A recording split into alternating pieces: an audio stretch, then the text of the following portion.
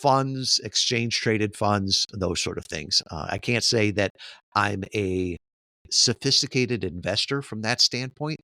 There's a lot of people that are probably smarter than me. I try to just make some overarching rules on it because, like I said, I know that when I do something, I go all in, right? If you look at the Gallup Strength Finders, one of my top ones is focus.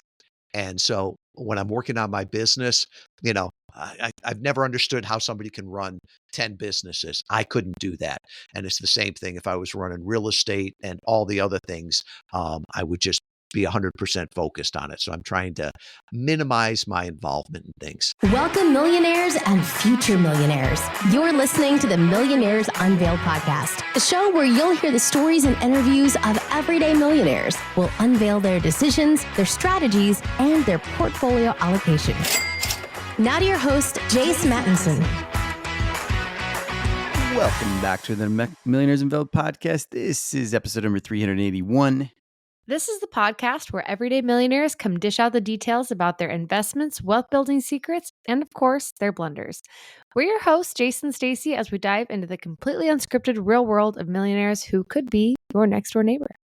So plug in, prepare to find out how regular folks like you and me turn their dreams into dollar signs. And don't worry, while we're here to get the goods, we've only edited to keep things family friendly. Before we get into today's guest, I had an interesting question come in this week. Something I've actually been thinking a lot about myself.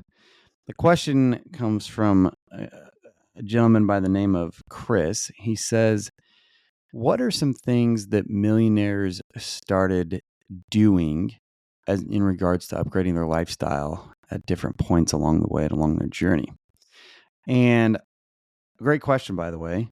And I hope that for the most part, we capture some of this in our rapid fire questions, but I do think it is interesting because I think we've seen a pattern with some millionaires that have somewhat struggled with living quote unquote like a millionaire or being able to increase parts of their lifestyle that are important to them or freely spend maybe when they do get retired and do have the money and are supposed to be living out, quote unquote, the golden years with, free spending, if you will.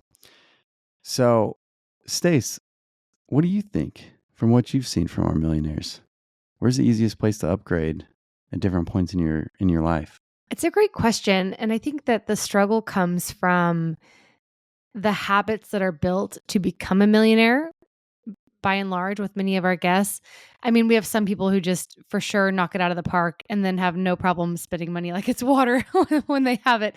But, so many of our guests have just invested so much time and energy into building their wealth day by day. I mean, everyone's obviously invested time in doing so, but, we have so many guests who are just plugging away, whether they are the janitor or whether they are, an entrepreneur who's built a multi-million-dollar empire. So I think it can be hard to switch that saving, that I think it can be hard to switch that drive to save and replace it with this desire to spend. But I think that really it takes some stepping back and recognizing what's important to you and what you really value, because obviously you don't want to squander everything that you've spent your money on, but really, where are you going to derive a value from? Is it something that brings memories, like going on family vacations? Is it, a watch that you wear and every time you wear it, you remember your first $1 million that you made? It can be so dependent upon what those things are that might spark joy in your life. And once you hone in on that, I think it's easier to recognize, okay, I'm good putting my money towards this because it really helps me feel happy. It makes me have some memory dividends and it creates value or experiences with my family. So I mean, it's really so variable, but sometimes it's a car. You use it every day. Sometimes it's clothing. But I find usually it's the car and then maybe the house is where it first goes. If I were to like think back, I think cars and homes first. And then otherwise, maybe those high dollar jewelry or maybe an artwork or, I don't know. That's kind of what comes to mind for me. What about you? Yeah, I think that's typically where we see it the most. But, as I was thinking about this a little bit, I think back to like when I first started getting a paycheck, I bought a couch like that I thought was amazing. It was a little more modern and you thought it was terrible. And that couch, I think it was like 2 paychecks worth and that thing was gone the second we got married. Okay, it was a good looking couch. It just wasn't functional. It had three pieces to it, but it was like one bench. And so when you sat in between the pieces that were supposed to be together, you would just fall through. So Anyway, the point of this is furniture, whether it be a couch or a bed. I think those are probably wise investments that you can make even before you're a millionaire, really, into, your sleep and places that you spend a lot of time. Memories, obviously going on trips, vacations. There's a few of those that I didn't do when I was younger that I've regretted and have regretted ever since. I think another thing that some people probably just naturally do more than others, and that's just going to, restaurants or like getting better food, healthier food. One other one that kind of came to mind as I was starting to think through this a little bit and talking to some friends is just upgrades in technology and things that make your life easier. And, whether that be, obviously pretty much everybody has smartphones nowadays, possibly, probably, the fastest computers, but I think there's different things that can make your life or speed things up in your life, or that can be, technology can allow you, whether it's an automated vacuum, which we don't have, but it sounds cool. I know a lot of people that do have them, that can do things and tasks for you that make things in your life easier to deal with and to save time. And one thing that I also thought of, I used to be super personally, I used to be kind of cheap when it came to like my soaps and, anything that I like, products that I used every day. And that definitely changed. I was like, you know what? Like, it's time to like invest a little bit more in these. They're not that much more expensive. You can really enjoy them at a pretty low price point. And I've never regretted that. And I've actually talked to a few of my friends who also resonated with that and have done this exact same thing. So anyway, hope that helps. Great question. Thanks for that question, Chris. Will definitely be something that we continue probably to ask more and more millionaires and see if we can't get some better answers and some more answers. I just thought of this one too, in line with health. Gym equipment can kind of be one when people want to take that home gym leap. Yeah. Or even just go to a nicer gym that has more equipment, or, maybe has the pickleball courts, the basketball courts, the swimming pools, or whatever. That's probably definitely one. So today, actually, before we get into today, if you're interested to be on the show, send us an email, millionairesunveiled@gmail.com. We're always looking for new, great guests, new, interesting stories. And I was going through the list the other day. We have not had anybody from the Dakotas yet. We have not had anybody from Wyoming yet. I know that there are definitely some wealthy individuals live in those states. That's where everybody tries to go after they make all their money and retire. Second homes, just a lot of oil money. And I think there's a couple others like New Hampshire, and maybe it's just New Hampshire, maybe Vermont. I can't remember. But there's like 4 or 5 states we're still missing representation from, which would be kind of cool if we could get that wrapped up before we get to episode 400, where I can say that we've got all 50 states represented on the podcast. So if you're in one of those states and you are listening to this, because I know we've got lots of listeners in those states, send me an email, millionairesunveiled@gmail.com. Also looking for that 400th millionaire. If that's you, or if you know somebody, shoot them over to us. We'd love to interview somebody who's worth the $400 million or more. Today we got Tom. He's got a net worth of $4 million, just over, split evenly between stocks and market investments in real estate, ironically. And he just barely started making his real estate investments about 5 years ago. So really interesting discussion and journey that he's been on, primarily investing in the market for several decades, being in the military, corporate America, and starting and running multiple businesses over the course of that time as well. He currently runs a company called Interview Valet, where he is, quote unquote, the chief evangelist officer.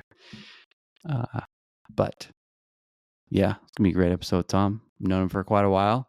Without any further delay, let's get right into the interview with Tom. Tom, do you want to just give us a lot of your background and what you're up to now? Yeah, I'm started off as an engineer, always had an entrepreneurial streak in me. Worked in the Navy, ran nuclear power plants, worked in corporate America. But what my true love is entrepreneurship and really connecting people, right? The best gift you can ever give to someone is connecting them to a new idea or a new person. And so that's what I get to do every day as the chief evangelist officer at Interview Valet, and I can do it from anywhere. So that's an added benefit. Awesome. And I can't wait to get into the journey. We've dropped so many little tidbits on kind of your career trajectory and what you've done. But before we do, what's your net worth today? I'm at right over at 4 million.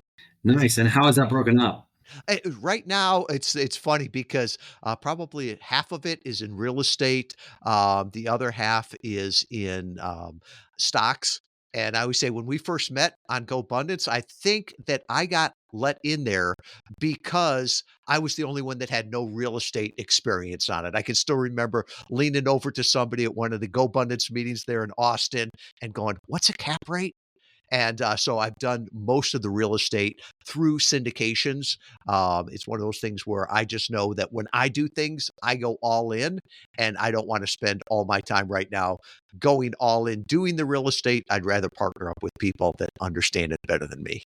Awesome. So half in real estate and half in stocks. Let's start with the real estate first. Is that in single family rentals, syndications, multifamily? What's kind of the breakup there? What we're doing is syndications in multifamily rental, and we also got into syndication for storage units. And that seems like it's been really done well for us. And I've done this, most of my wealth that's gone into rentals has been over the last 5 years. So a lot of times through COVID there. Awesome. And I'm guessing that you built that in the last 5 to 7 years in real estate. So previous, I mean, when did you kind of make your first real estate investment? Oh, that would be probably 2018, 2019, right after meeting people in GoBundance. And I just realized I had to diversify a little bit. And to me, real estate was always somebody's going to call me with a backed up toilet, right? And I don't like it when I've got that in um, my own house, right? And having to deal with that. I'm like, this idea of having 100 doors and having 100 toilets behind those just said, I don't want to do that. And I came to the realization there were different ways to do that. One of the things I'm looking at right now that I'm very interested in is this whole idea of co-living. I think that makes a lot of sense, not only from a financial standpoint, but also a societal standpoint. Right. I don't think it's good for all of us to have these little studio apartments and live by ourselves. I think there's a benefit to community. So 5 years ago, you had zero real estate in your portfolio. Mhm. Wow. And in the last 5 years, how much have you plugged in, I guess, versus seeing the appreciation to be able to get to the point where it's essentially 50% of your portfolio? All of the new funds that I've been putting in have been to the real estate side, right? Because before I was 100% into stocks, and I just thought I really don't. I don't believe in the stock market right now, right? Because I believe, was it? Oh, there was the comedian George Carlin. He said it's a big game, and you're not in it. And so I look at a lot with the stock market here of that being a small investor, I don't know that I've got an advantage in that over anybody else. So I'll do a little bit of that, but I don't want to put all of my eggs in one basket. Whereas I look at real estate, not only do I enjoy the returns, but I feel good that our money's going to do something, right? We've been to different places and driven by the units where I've invested in. And it's like I remember when I first got in the Navy and early in my career, living in those places, and I want to be invested in those, right? Some people say, well, do you do Section 8 and C properties and everything? And I'm like, I guess you could, but I don't feel good about those. I want to have some nice places that people can live and start a family, start their career, all the rest of that. So, talk to us a little bit about the stock market and those investments. You say you don't believe in it, but you still have some exposure there. Let's rewind. We'll get into that in a second. But when did you make your first investment into the stock market? Um, when I was in college, and I can still remember being at the Naval Academy, and I bought some Grumman stock. That went really well, and some Fuddruckers stock. That went really well, right? I should have known to buy and hold because later on, I started to work for a company called Stryker, and a small company out of Kalamazoo. That's what got me here. And you could buy the stock through um, just payroll. They take a little bit out each month or each paycheck. And one of the things that struck me, Chase, was I didn't grow up in Michigan. And all of a sudden, um, the time for deer season came along, and all these people put out their request for it. And I took it to my boss, and I'm like, if I give all these people vacation, it's going to shut it down. And he's like, well, you got to give it to this person and that person. I'm like, why? And he's like, because they're millionaires. And if you don't give it to them, they'll quit. And I'm like, I've seen the cars they drive. I see their lifestyle. They're not millionaires. And he's like, oh, yes, they are.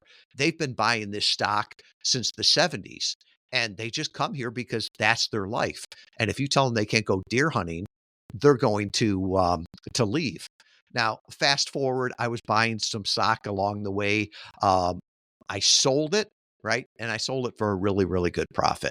And it helped my family do things along the way. But I also kick myself.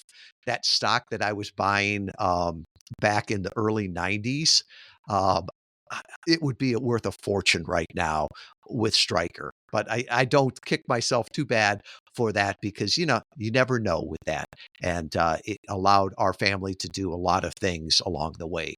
So, but now with the stock market, I just like I don't buy individual stocks anymore.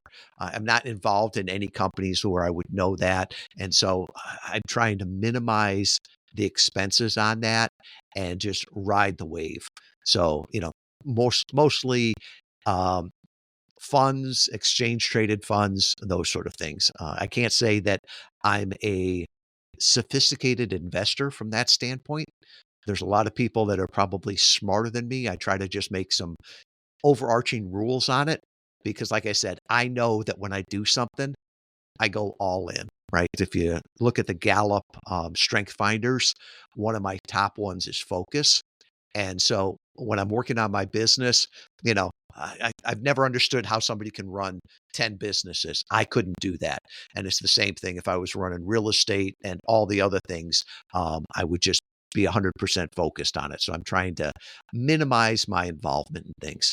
Do you have any of that money that's in the market? Is that in tax advantaged accounts? It is. There's some tax advantage. There's some that are done through opportunity zones and investments in different ones there. I've always felt good about that too. It's like at the end of the day, it's not just about the returns I make, but am I investing in things that I feel good about, right? I've always looked at it. If you're just trying to make money, there's a lot of ways to do that, right? And some of them are illegal, some of them are immoral. And I'd rather invest in things that I feel good about. The older I get also, the more I find myself that Warren Buffett rule, right? If I don't understand it, I'm not investing in it. And I'd even say that in the business, right? There's been so many different marketing hacks and all these different things, and do this with SEO, and it'll help, right? And it always seems like the game is changing. So if I don't understand how you get the results from it, I'm probably not going to invest in it. Awesome. So at this point in your life, essentially any dollar that gets invested, you're putting more and more towards real estate. I am. How much do you decide to put towards real estate peeling off from your business versus reinvesting in your business for growth? That's a good point. From the standpoint, the best investment that I look at right now is myself, right? And I think most entrepreneurs would agree with that. So I'm investing in my health and my education, right? My skills there. And I think of there's a podcast called The Retirement Answer Man, and Roger Whitney talks about the three best investments you can make. He said the first one was your relationship, right? Because if you think a downturn is bad, try a divorce. He said the next one was your health, because if you don't have your health, um, the money doesn't matter. And then he said the third one was in your skills.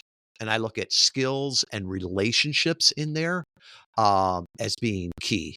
And one of the things that has struck me lately is investing less in companies and more in the company I keep, right? I've got enough money now where I won't want for things in my life. But what I do want for is experiences and connections. So as we get funds, and my wife and I sort of do that profit first, Mike McCallowitz idea, that when $1 comes in or $1 million comes in, this is how we break it up, right? So we'll put this towards long-term retirement. We'll use this more back to giving. We'll use this for personal development. We'll use this for more speculative things there. And it just, for me, helps break down the decisions that I have to make. But my first decision is always investing in my education and my skills, and then the second one after that is the business. And we've always had enough money to bootstrap the business. It's been profitable from day one, and so it's like, if there is something that I see that's worth investing in the business, I'll do that. But in the same way, I don't want all of my eggs in one basket. So walk us through a little bit on how you approach these real estate investments and, in 5 years, going from zero to a few $1,000,000 in that category, in that asset class is pretty remarkable. I'd love to hear kind of the story on you getting the education that you were comfortable in transitioning to that, given that you hadn't done it for, the previous 20, 30, 40 years of your investment career. I think it's betting on the jockey as much as the investment, right? I I worked with a couple of people that the numbers looked just as good, but the experience wasn't there, right? So now I've got probably 3 or 4 syndicators that I work with, that I'm doing deals through them, right? And if they look at it and it passes theirs, then I'll take a look at it.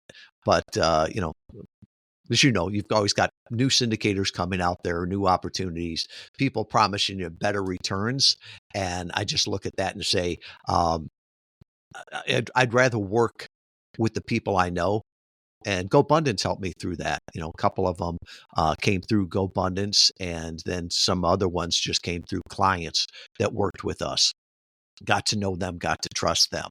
And so really it was moving some funds over there, but then all the new funds that we've been putting in have pretty much been towards real estate. Okay. So let's talk about a little bit of kind of the future and what you've actually, before we do that, I'd love to kind of go back in time and kind of get a little bit more detail around your career journey and career trajectory. Take us back to those early days and elaborate a little bit on where you've come from a career standpoint, because it's pretty crazy. Yeah, it's like when you get this much gray hair, there's good stories that go along with it too.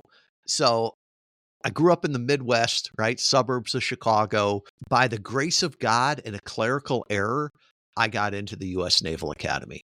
And this is true. I have no depth perception, and you can't be in the military without that. But it was written down on my chart. They didn't catch it till my senior year in college. So there I am at the Naval Academy, and they're like, "Oh, we've invested enough money in you. The taxpayers have to get their money back. We'll get a waiver."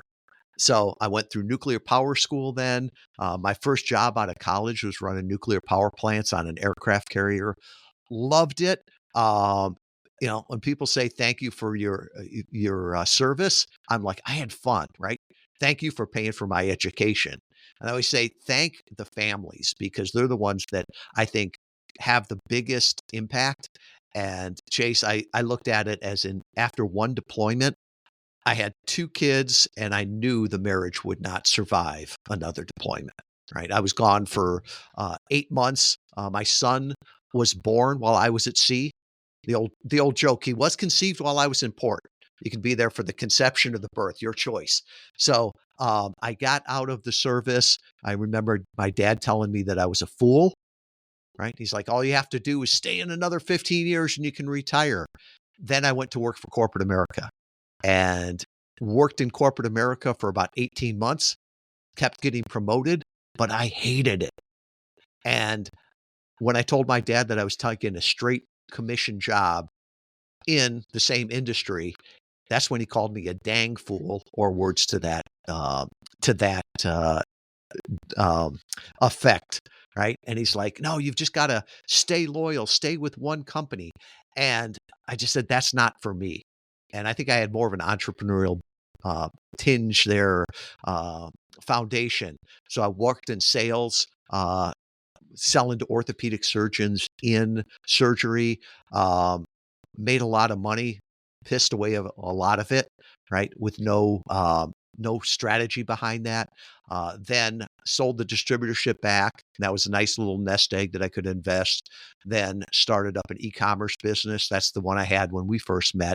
Sold that off and then started up Interview Valet. So when I start to look at my wealth, I'm trying to look at it as not the business because I think a lot of people start to work their business into their numbers, right? And the business is only worth that if somebody buys it. So I'm not going and saying, well, this is my EBITDA and I'm going to get a 20x on it. So this is my net worth. You know, if and when I sell it, then I would realize that. But for the most part, we did an acquisition last year. And after that, I swore I will never sell my company just because I saw what we bought it from a publicly traded company and just the disruption it had to their people and how messed up it was. It's like, no, I'm not going to do that to my people. Now, never say never, but I've got such a great team right now. If they can keep running it, keep building it, keep growing it, and I get to do the fun parts of it, that sounds good to me. So, did you ever set out at one point, or when was the shift, I guess, that kind of led you to each of these little steps? I mean, was there something that happened in your life that led to each of those, or love to kind of dig into that a little bit? Yeah. It's always life, I think, is an evolution, not a revolution. And it only makes sense in the rearview mirror, right? So I could go back and say, well, why'd you get out of the Navy? You know, I'd experienced a deployment. And also my year group, my commitment was up in 1992.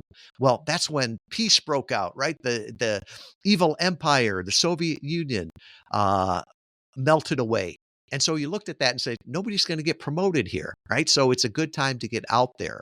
I think on leaving corporate America to go to a straight commission job, that one was, I think I was just young and dumb, right? Looking back on that, I think my dad was right. It's like he worried about me, he worried about his grandkids, but I didn't know enough to know that could be tough, and just worked hard to make it work. When I sold the distributorship, that was beginning of 2008, or right around 2008. And sometimes it's the economy that pushes you that way, right? I had no desire or no plan to send that. until the manufacturer came to me and said, "We want to buy back the distributorship." And I said, "No, I don't want to sell back the distributorship." And they're like, "Well, we'll take it from you when you miss quota." And I'm like, "I don't miss quota. I've never missed quota." And they're like, "We're going to set the quota so high that you will miss it, and we will take it back from you." So they gave me a nice deal, right? They wanted to go direct, cut out the middleman. So it was like all of these things where it wasn't my perfect, 5-year or 10-year plan.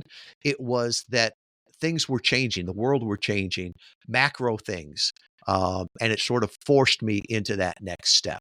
And even selling the e-commerce business, right? I am so glad that I did it when I did.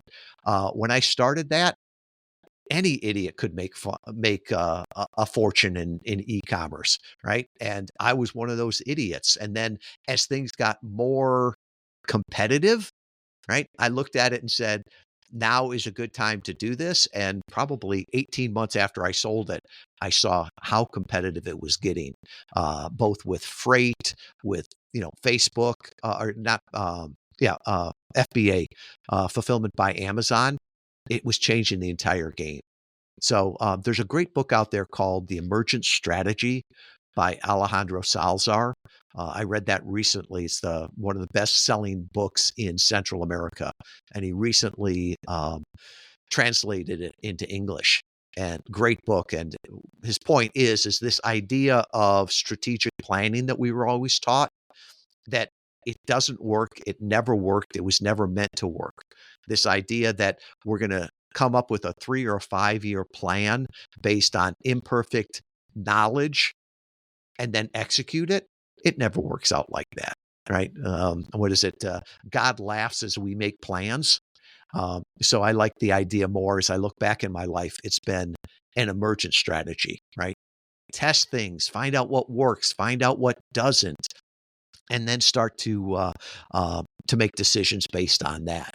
And as I look forward in my life, that's what I'm looking at here too. The idea of trying to figure out, jokingly, what the second half of my life looks like, right? And what have I like to do? What do I get energy from? What would I never want to retire from? So that's really what I'm focused in on now. When you were a teenager, did you envision yourself as an entrepreneur ever? No, I didn't. To me, I don't think entrepreneur was a big word back then. And even sales rep, right? I remember the leaving the Navy and was offered jobs in sales. And my first response to that was, I've got an engineering degree, right? I've got a college education. I don't want to sell. And to me, this idea of selling was more like a used car salesman. And the idea of being an entrepreneur or being self-employed, to me, that seemed incredibly risky. And as I went on in life, I came to the realization that the riskiest thing I could do was have one stream of income, which was basically, a check from the government.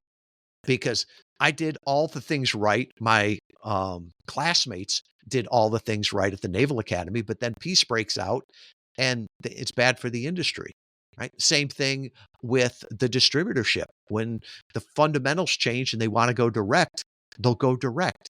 So I think as I look back on it, mowing lawns, caddying, all those things that I did earlier in life were probably more entrepreneurial. But my background and my upbringing, right? I loved it. I cherish it. But that was teaching me to be a employee, not an entrepreneur. So for me, entrepreneurship came later in life.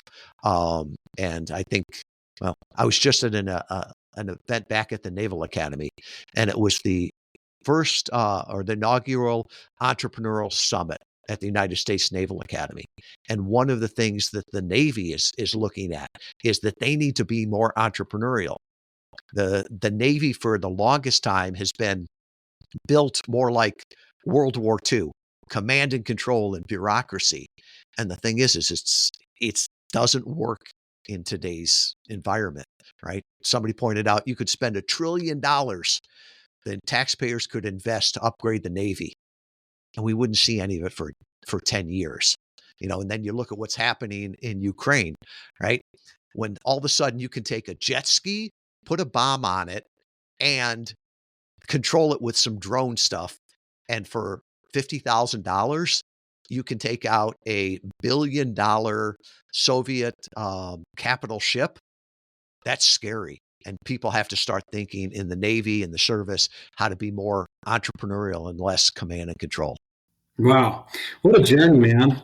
So, where do you go from here as you're trying to figure out the second portion of your life and this next phase? I feel like I hear this frequently of I'm trying to figure it out, and most people typically hit it in their 40s, 50s, 60s, even sometimes. Of what now? Where do I go from here?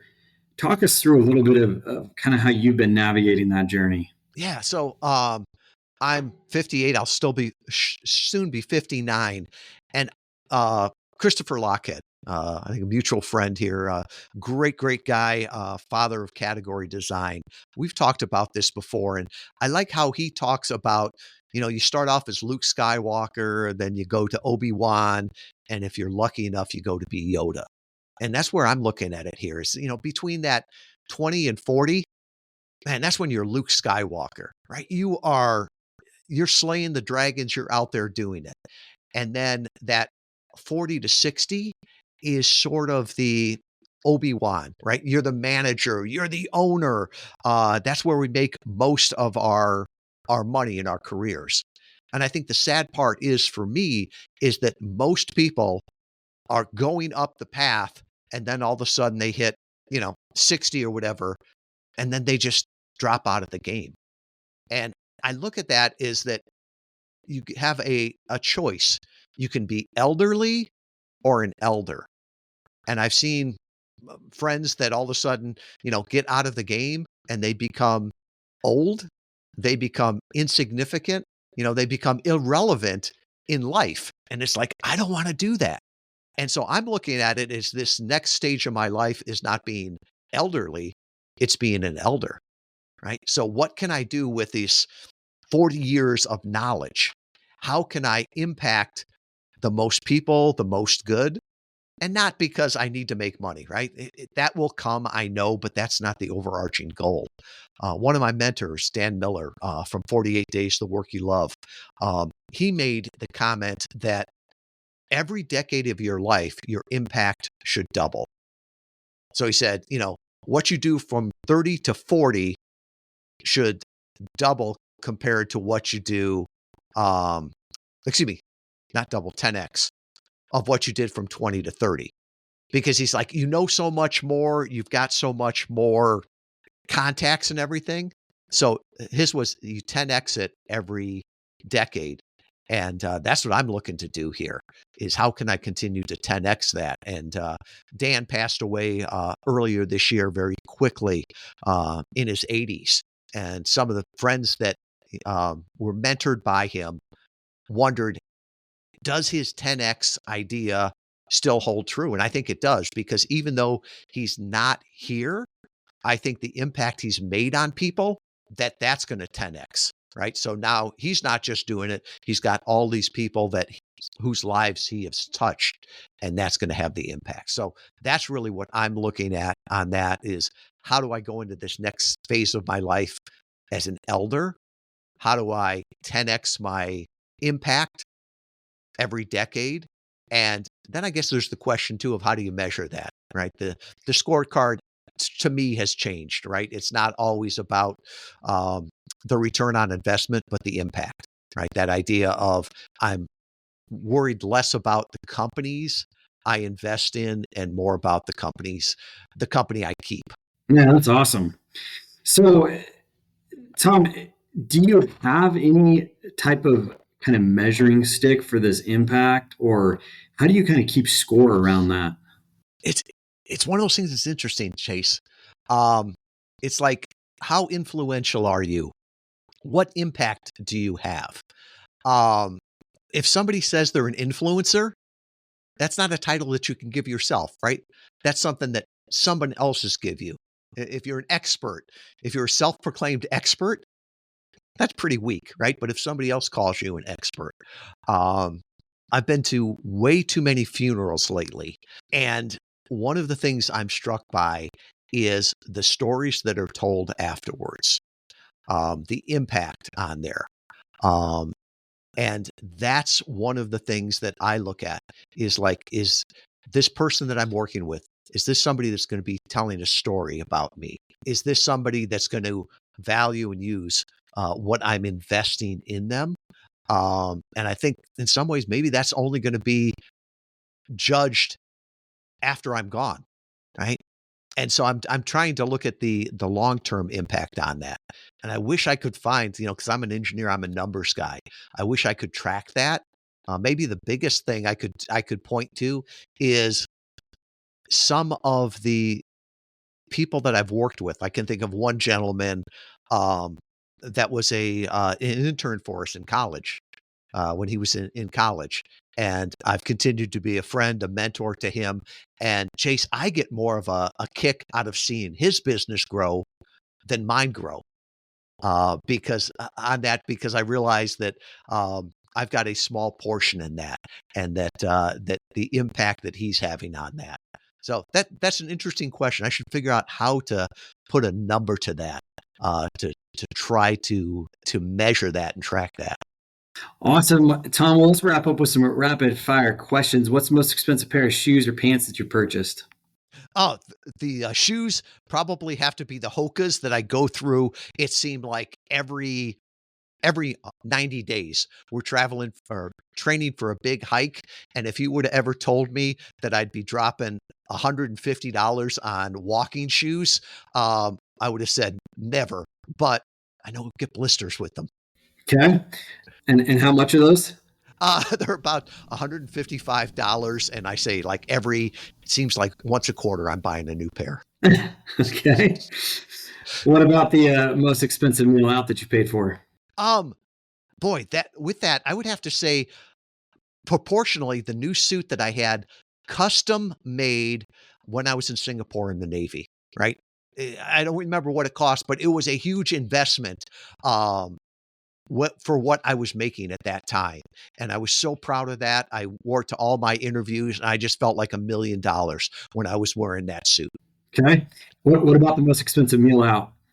Oh, that I was paying for or someone else was paying for? That you were. That I was paying for. We do something. It was probably I'm thinking about $2,500. But we do something called credit card roulette. I don't know if you've ever paid it, where everybody throws their credit card in. I've been lucky unscathed so far, but I've played. Well, I have played that, and I got lots of credit card points at one meal. It was probably about $2,500. Good for you. That one's memorable, right? You got to just look at it as, hey, I get credit card points nobody else does. Yeah. Gosh. Oh man. What about the most expensive car? I am not a car guy. If the most expensive car that I probably ever bought was a Honda CRV, brand new. I don't buy new cars, but my son-in-law was selling cars. My first granddaughter was born, and I'm like, I don't care what he's selling, I'm buying something here. So I think it was like $38,000. Okay, nice. What's something that you've spent too much money on but you don't regret? Experiences, right? Stuff comes and goes, but experiences, like if we're going to go to someplace, I realize now in my life this is probably the one time that we're going to do it, right? So I don't stay in cheap hotels anymore. I don't sit in the back of the airplane. There were times where I did that, but I can think of times where we were in the front of the plane. We stayed at the best hotels, and we had the best memories there. And those are the things, especially if it's for family. Like we've got a family reunion coming up next year where everybody's coming to our house, and there is no budget for that, right? It's like, yeah, let's do this, let's do that, and I don't want to add up what it's going to cost at the end, but I know it'll be amazing memories for everybody. What's the dumbest thing that you've ever wasted money on?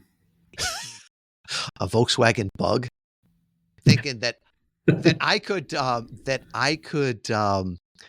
redo it, and it became a money pit, right? I own a boat, and everybody says boat stands for break out another thousand.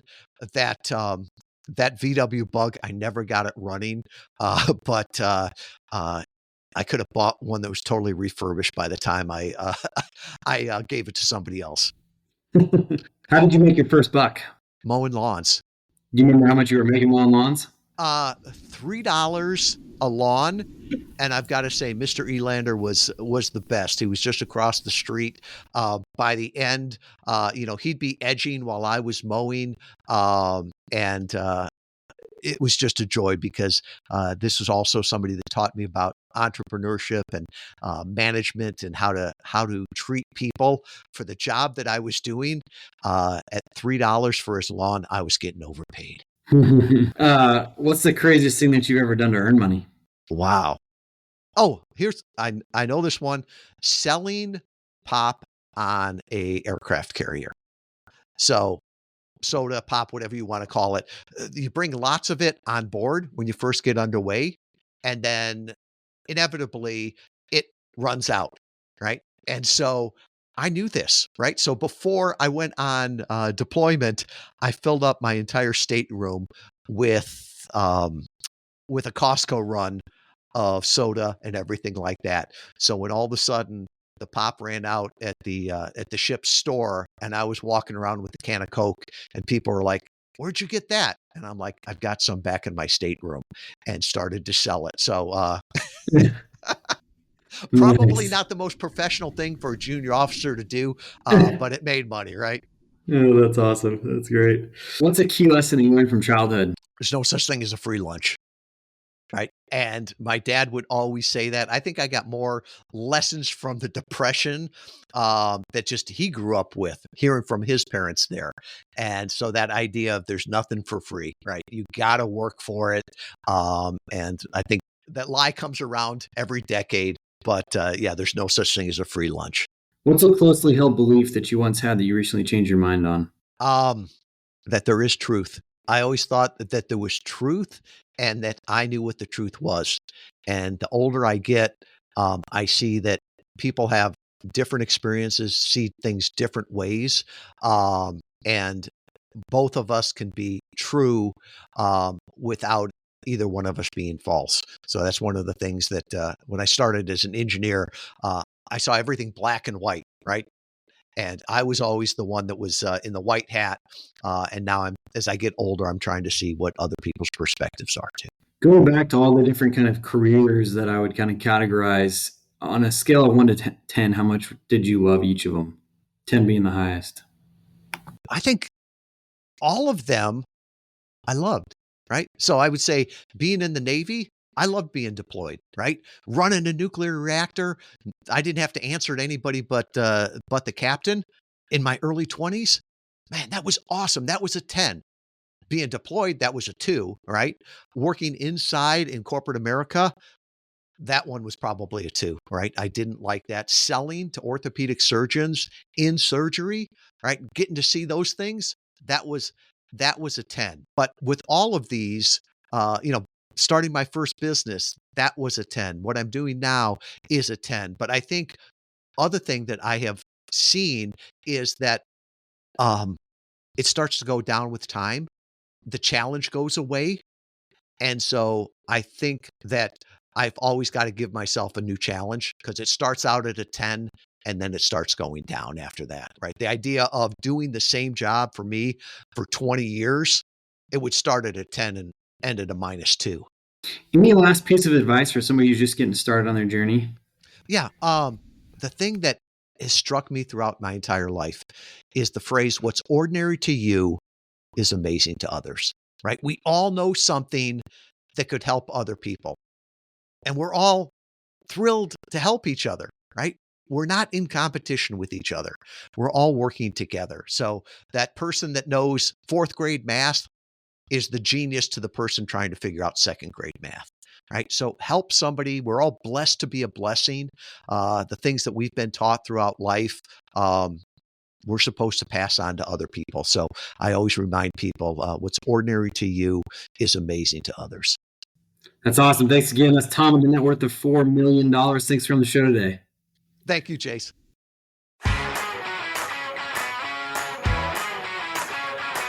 Thanks for listening to the Millionaires Unveiled podcast with Jace Mattinson. For more stories, investment opportunities, and information, check out our website, millionairesunveiled.com. See you next time when you'll hear from another everyday millionaire.